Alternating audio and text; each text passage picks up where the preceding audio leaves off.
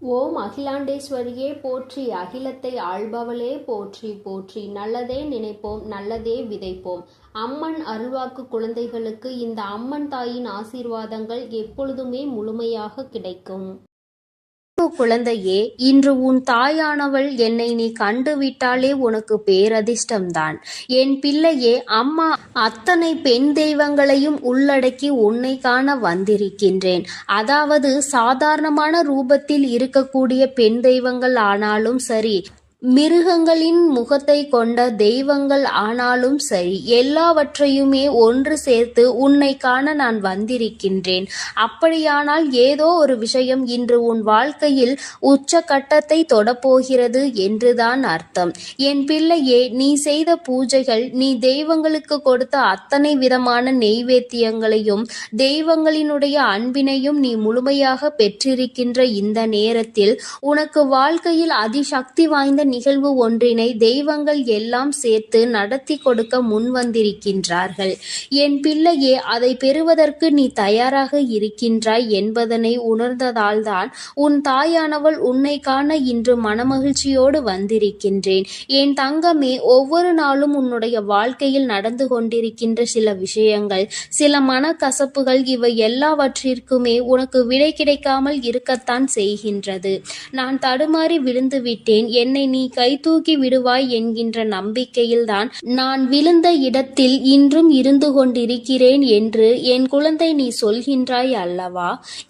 என் பிள்ளையே, முதலில் மற்றவர்கள் உனக்கு கை கொடுப்பார்கள் என்பதை நீ முழுமையாக நம்புகின்றாய் அல்லவா? அதனை முதலில் நிறுத்து. அது தெய்வமானாலும் சரி, யாராக இருந்தாலும் சரி, விழுந்த இடத்தில் அடுத்த நொடி நீ எழுந்து விட்டால் மட்டும்தான் உன்னால் பிழைக்க முடியும். நம்மை தூக்குவதற்கு அவர்கள் வருவார்கள், இவர்கள் வருவார்கள், அல்லது தெய்வம் ஓடோடி வரும் என்று நீ அதனை எதிர்பார்த்து நின்று கொண்டிருக்க கூடாது. என் தங்கமே, நான் உன்னை அதற்காக கைவிட்டு விடுவேன் என்று சொல்லவில்லை. நீ உனக்கான முயற்சிகளில் இருந்து தவறினால் உன்னை யாராலும் காப்பாற்ற முடியாது என்றுதான் நான் சொல்கின்றேன்.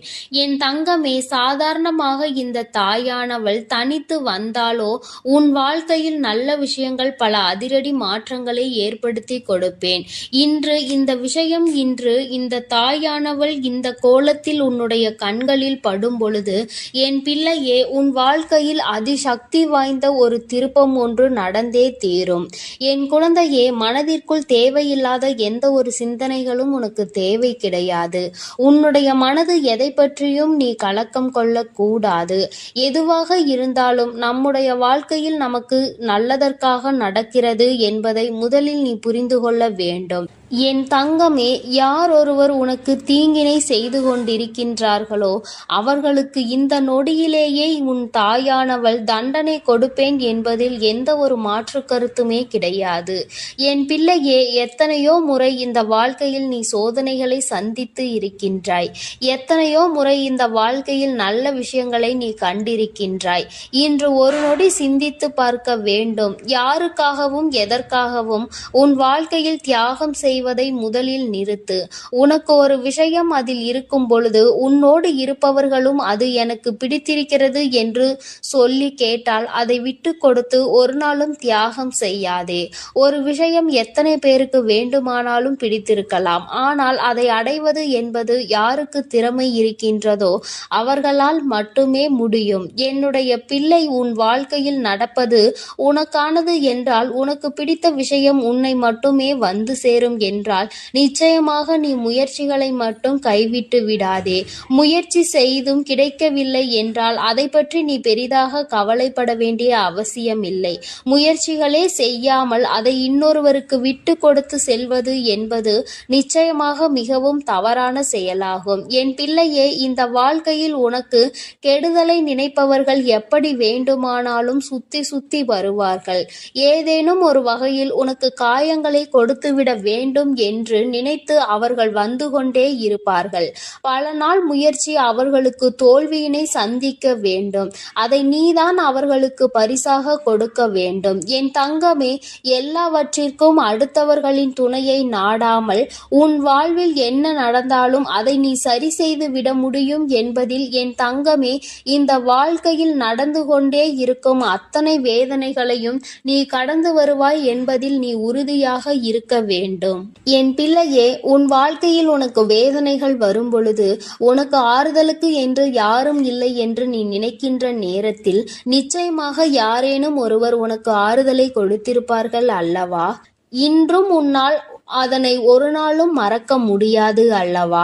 என் தங்கமே, அப்படி உன்னுடைய வாழ்க்கையில் நடக்கின்ற சில விஷயங்களினால் உனக்கு ஆறுதல் கொடுத்தவர்கள் இன்னமும் உன்னோடு தொடர்ந்து வந்து கொண்டே இருக்கிறார்கள். யார் ஒருவர் உன்னுடைய கஷ்டத்தில் உனக்கு உடனிருந்து உன்னுடைய மனவலிக்கெல்லாம் மருந்தாக இருந்தார்களோ அவர்களை காலம் முழுவதும் நீ மறக்க கூடாது. எந்த ஒரு சூழ்நிலையிலும் அவர்கள் உன்னை விட்டு விலகி செல்ல நேர்ந்தாலும் நீ அவர்களை விட்டு விலகி செல்லாதே. அவர்கள் உனக்கு செய்த உதவிக்கு நன்றியை ஒரு நாளும் அவர்களுக்கு காட்டாமல் இருக்காதே. என் பிள்ளையே, இன்று இந்த தாயானவள் உன்னோடு பேசிக் கொண்டிருப்பதற்கு மிக முக்கியமான காரணம் என்ன தெரியுமா? என் தங்கமே, தெய்வத்தின் மீது அதீத அன்பு வைத்திருக்கின்றாய். அப்படி இருக்கும் பொழுது சந்தோஷமாக நீ இருக்க வேண்டும் அல்லவா? சந்தோஷமாக இருக்கும் பொழுது நீ தெய்வத்தை நினைக்கின்றாய். என்ன கிடைத்தாலுமே அதை வைத்து சந்தோஷமாக இருக்க வேண்டும் என்று நினைக்கின்றாய். எதற்காகவும் அடுத்தவர்களிடத்தில் இருந்து எதையும் பறிக்கின்ற எண்ணம் உனக்கு கிடையாது. அப்படி இருக்கும் பொழுது உன்னுடைய வாழ்க்கையில் இந்த தாயானவள் நான் உன்னோடு இருக்காமல் போய்விடுவேனா என்ன? அம்மாவினுடைய ஆட்டம் இப்போது பயங்கரமாக தான் இருக்க போகின்றது. சந்தோஷமாக கூட இந்த தாயானவள் உன் வாழ்க்கையில் நிச்சயமாக வருவேன்.